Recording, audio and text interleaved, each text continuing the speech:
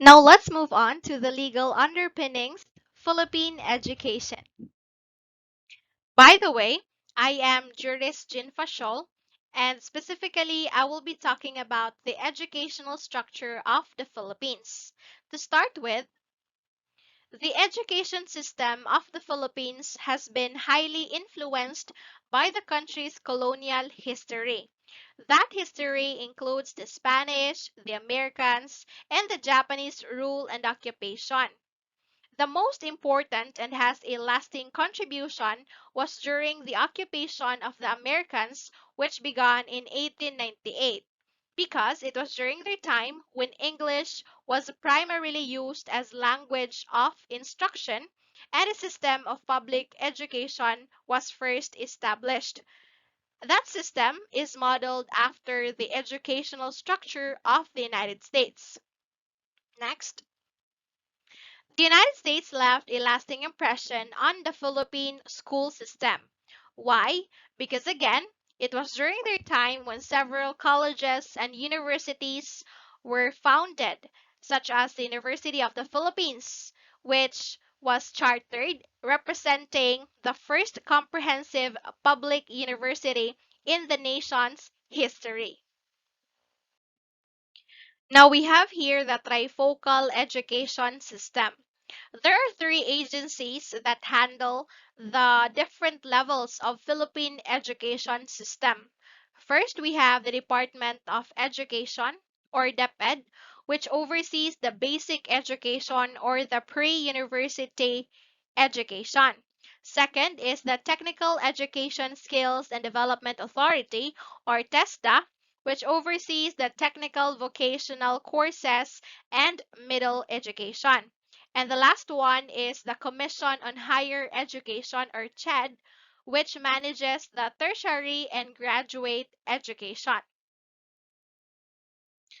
Let's start with the basic education. DEX is now called as Department of Education, or DepEd, meaning before the name Department of Education, or DepEd, it is called as Department of Education, Culture and Sports, or DEX.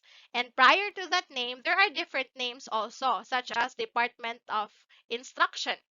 And this is strengthened through the passage of Republic Act 9155, or known as the Governance of the Basic Education Act of 2001. This spells out the framework of the basic education and renames the institution as Department of Education. And this Republic Act states that quality basic education is a right of all citizens and therefore should be accessible to all by providing all Filipino children free and compulsory education. And it includes the Alternative Learning System, or ALS, for the out of school youth and adult learners. Next, we have the Republic Act 10533, or known as the Enhanced Basic Education Act of 2013, or commonly known as the K-12 law. This law provides at least 1 year of preschool and 12 years in the basic education, which is 6 years for the elementary, 4 years for the junior high school, and 2 years for the senior high school. And our secretary for the basic education, or in the Department of Education, is Secretary Leonor Magtulis Briones. Next, we have vocational technical education. Polytechnic Education System, or VOCTEC education, is under the supervision of TESDA, or those vocational and technology-related courses. TESDA was created through Republic Act 7796 in 1994. This envisioned to offer non-degree programs that will prepare middle-level personnels and paraprofessionals for national industries. The secretary for TESDA is Secretary Isidro S. La Peña. And the last one is tertiary and higher education. Higher education in the Philippines is governed by the Commission on Higher Education or CHED that was created on May 18, 1994 through the passage of Republic Act 7722, also known as the Higher Education Act of 1994. There are essentially three stages of higher education in the Philippines. First, we have the bachelor degrees, which spans for 4 years. The first 2 years deals with the general education courses, and the final 2 years deals with the major subjects of the students.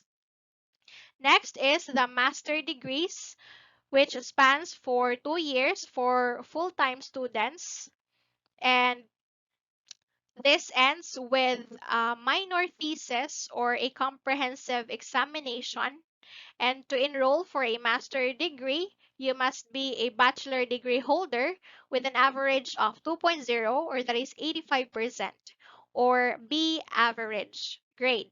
And the last one is the PhD degrees or the Doctor of Philosophy. This involves a great coursework, and the qualification for this is very selective. To enroll for PhD degree, you must be a master degree holder with an average of B average, or that is 2.0 or 85% or better.